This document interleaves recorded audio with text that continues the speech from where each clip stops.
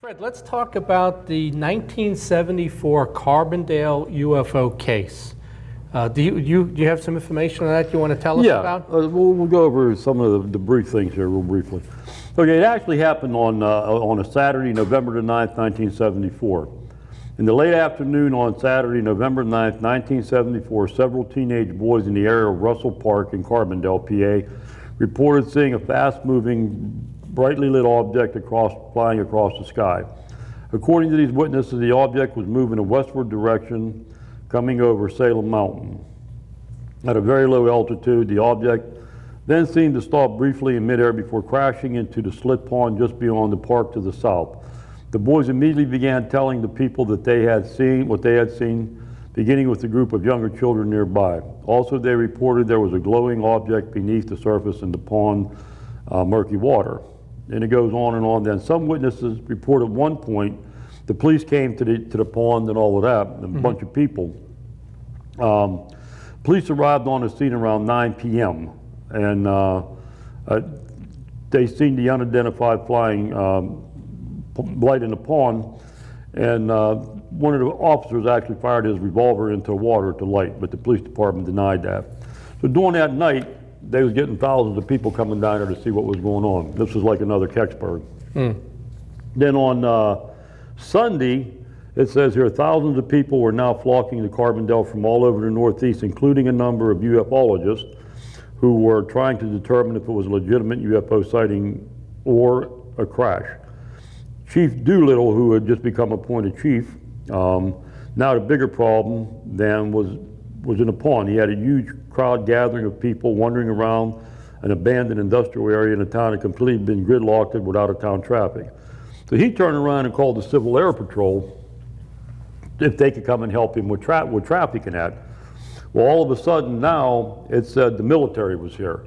And everybody said, oh my God, really something happened because the military's here. They got the military trucks here, same thing with Kecksburg. And the story spread and crowds grew and the rumors really started getting outrageous. Okay, on Monday then, they brought a scuba diver in from New York who heard the reports on the radio and drove to Carbondale with his equipment and offered to go into the pond to see what was down there. After some discussion, seeing no other alternative, the chief gave him the green light to go down. He donned his gear and carefully entered the water. He submerged near where the light was initially observed while the crowd held its collective breath. I mean, they couldn't wait to see what this guy was. They had a lot of people there. There was definitely they couldn't move into town, they're saying, and this case sounds a lot like Kecksburg when you describe it, with the fiery object coming in from the sky and the crowd showing up. The military. The military showing up. And they're both hoaxes. But anyhow, okay, so the crowd, like I said, collected, but after a few minutes he resurfaced with nothing. He was empty-handed, and everybody, oh my, what's going on? He then moved in the direction where the light had been seen moving after the first retrieval attempt and submerged again. This time he returned to the surface and held aloft an electronic railroad lantern and handed it to the officials in a nearby rowboat. The anticlimactic conclusion had been reached, or so it seemed. But they was actually saying, again, like Kecksburg, there was a truck there, they put whatever it was on the back of the truck and took it out. Now, I don't know how they did that with all these people standing there watching, but the story grew. But there was, actually with the boat that they sent out first, they hooked something with a net, and they said it was big, it was like 3-4 feet. And when they pulled it up, they dropped it. It fell out of the net. And I remember them saying that then when they sent the scuba diver down, he came up with the railroad lantern, and a lot of people said that was not what he hooked the first time. So again, what else happened on this? Because now they got a huge crowd there, and they're trying to do crowd control. Now, small town did not, they said here, okay, the fourth, numerous people have claimed that some still claim that during the point of the night, the flatbed truck looked like a military vehicle was carrying a large covered object, quickly left Carbondale Pa the back roads. The people were all ticked off saying there was a cover-up already and all of that. Then it says, despite the fact that one of the teenagers who reported the UFO admitted 25 years later that they did in fact throw a lantern into the pond as a prank to scare a group of young kids. It seems that everyone who lived in or near Carbondale at the time knows someone who played some part in the vast government cover-up conspiracy that took place. And thank God for the internet. But I don't understand how you have a lantern that actually can stay lit underwater. 9 hours. Yeah, I don't understand that. 9 hours this lantern was lit. So the whole thing boils down to the fact, was it a cover-up or was it not a cover-up?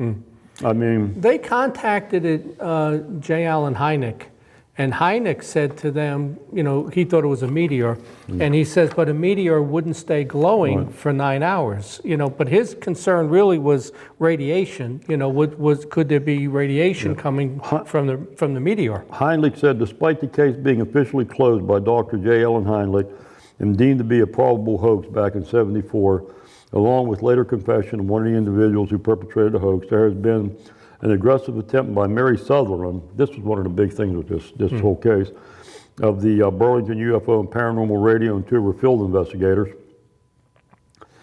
is rescuable to the dead matter now and turn the hoax into a genuine UFO incident, in which Mary Sutherland might promote as Pennsylvania's Roswell. Okay, but So this the same thing as Pittsburgh. Yeah, there's a couple other things to that too. But let's go in order here. This patrolman Joseph Jacobina, he's deceased now, so we can't talk to him. He fires, almost empties his gun, 4 to 6 rounds. Fred, can you imagine that? I mean, what does he do? I don't know what it is. Pow, pow, pow. I mean, you got to be kidding me. Yeah, you know, how far does the bullets go into the water? They might go about 6, 8 feet or so, and then they lose their velocity. But they denied that. They denied that he ever fired his gun, yet he did fire his gun, you know? The object fell out. They brought more officers in. What happened was on Sunday, it hits the Scranton Tribune, so it's in the newspaper. There's a big story entitled Veil of Secrecy Kept on UFO Report. Then it hits the wire services, and now you got people from all over coming in. They were being contacted from NORAD, NASA. They said there were no satellites and no other space junk that came down. Similar to Kecksburg, you know? That's when Hynek got involved. 30 more Civil Air Patrol people show up. Now get this. Hynek brings in, and now think of yourself as the West Virginia State Director, I'm the Pennsylvania State Director. Hynek brings in Douglas Daines, a MUFON State Section Director from New York.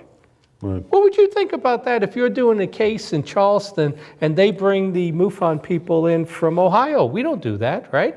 You investigate your cases. Well, you know, we think they don't. Well, we think they don't. Well, I mean, you're the state director. You should be investigating it. But wait, they actually drained the pond. The silt pond? No, it was drained. It was drained totally? Well, they probably drained enough out of it. Now think of the extent of that to actually go and drain a pond. So they took this pretty serious if they're going to drain the pond, right? So they went and trained. They have 10,000 people there now. But my thing is, John, when did they take this thing out of the pond and put it on the back of a truck with all these people standing there watching? They would have saw it, right? They would have saw that part of it. The Chief Doolittle says it's a hoax. Like you said, Robert Gillette came forward 25 years later and said he did it. Now the other kids never came forward. The other two pranksters on that. But there's actually a little bit more to that. Some people say that that's not the whole story, Fred. Right. Because what happened was that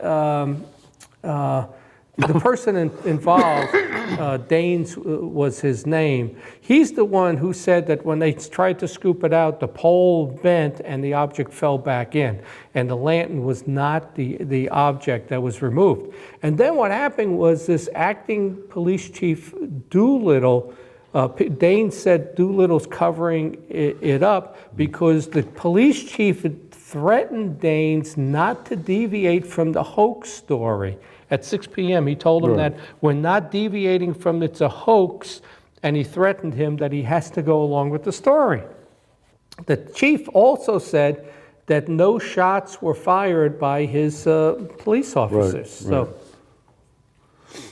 Then I guess there was some film, the police department's refusal to release 2 strips of 35 millimeter film showing the object glowing in the water. They removed those clips of film from the reel. So there's something else going on here, even though it sounds like it could be nothing more than the lantern. Well, it sounds like more was going on because of what happened. It's still being investigated. Rick Fisher and Butch.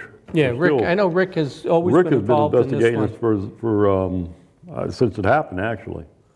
And the locals up there said they thought it was something of a Russian origin, not a lantern. You know, see, that's the way the copying of Kecksburg is. You know, this was a Russian satellite. You know, they flatbedded it out of the area. You know, there's so many similarities between this case. And they said when it hit the water, it hissed like. Yeah, it was like hissing under the water. Yeah, like something hot. It was very hot when it hit, and it was still hissing. Yeah. But it stayed lit for 9 hours. And I know some people have gone and bought that type of lantern and threw it in the pond, and it would not stay lit for as long as it had been. So it sounds like something else was in that pond in Kecksburg other than a lantern. But get this now, you know, the thing with the flatbed is that witnesses came by and said that they ran into, like Dawn Race is the one person that came forward. She said they were coming on the road, and there was a sergeant there from the military, and he told them to get out of there, and there was something on a flatbed on the back of the flatbed, similar to a Kecksburg explanation, but it was 11 witnesses. Yeah. They had 11 people say that they saw this on the back of the flatbed. So, well, again, that's the same thing as Kecksburg. I mean, you know, how many witnesses he really have up there? I mean, it's, you know. Well, there's a number of people that come out and say that's what happened. Here's the story. Okay, let me tell you something else. I got a guy up in Carbondale who feeds me some information. So he sent me this. And actually, remember at the Kecksburg conference, this woman came up to me last year, not this year, and said, here's the new police chief, and that he replaced Doolittle back then, the replacement, and this guy knows information that it was real, right? So I call the guy, and he says to me he could barely remember the details. He really didn't have anything that he could tell me. But this was an article that was sent to me. It's got some pictures in there of what they think happened on that. But I mean, I think that we have in Pennsylvania, we have two. And another thing, how big was the pond?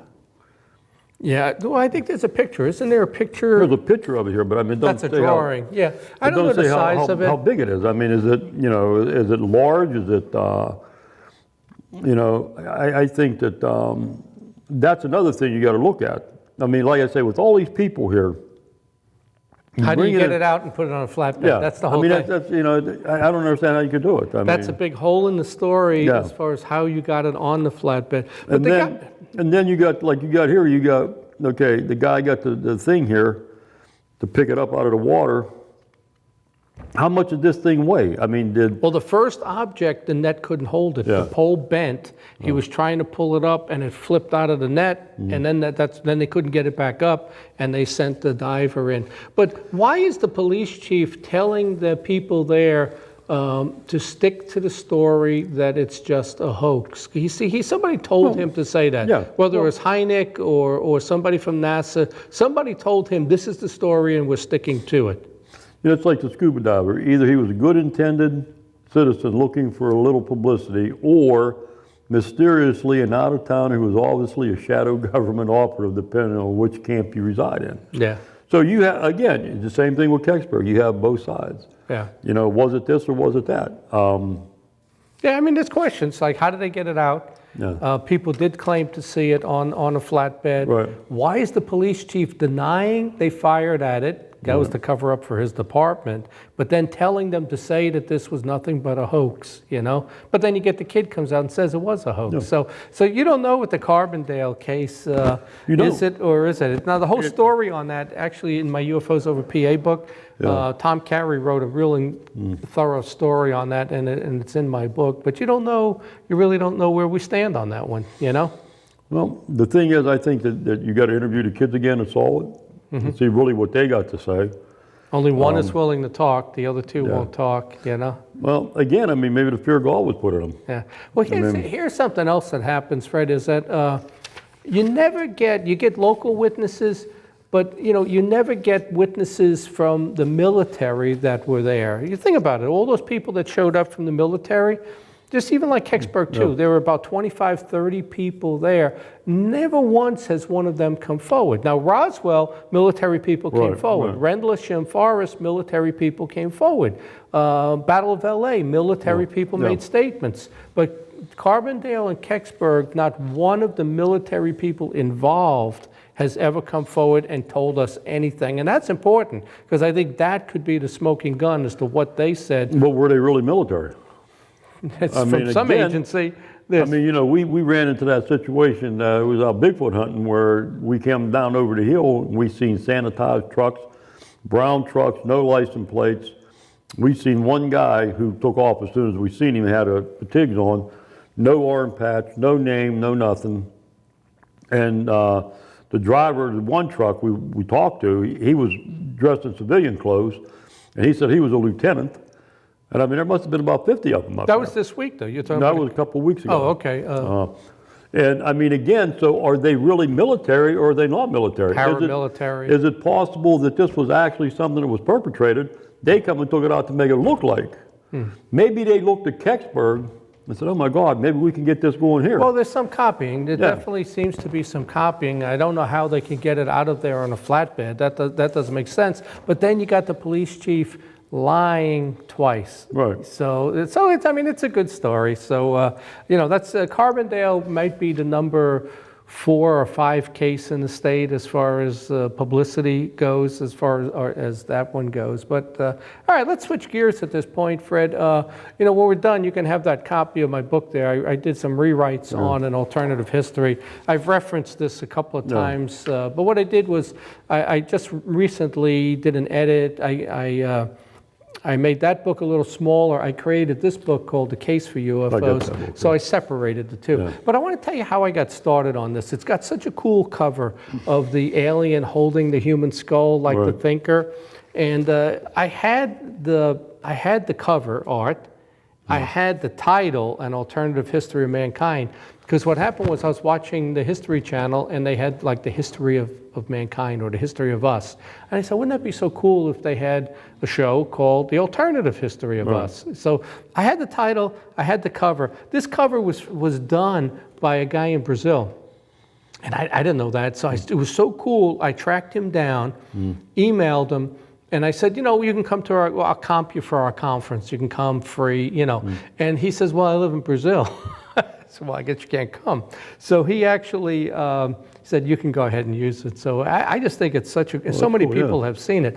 But I'll tell you what happened, Fred, is so I got the cover, I got the title. I've got a lot of notes on how I want to write the story on this. I said, how do I tell this? What it is a compilation of all alternative theories for everything in our history. So what I did was I sat down and I started saying, okay, how do you explain this event? How do you explain, Egypt, Rome, George Washington, escaping Valley Forge, the Titanic, Jack the Ripper? How do you explain all of these things? And I said, let's explain it as though there's a UFO, alien species in the middle of this. So what happens, Fred, is I go to Roswell 2 years ago, and it's the first time I ever went. I went to the museum, right?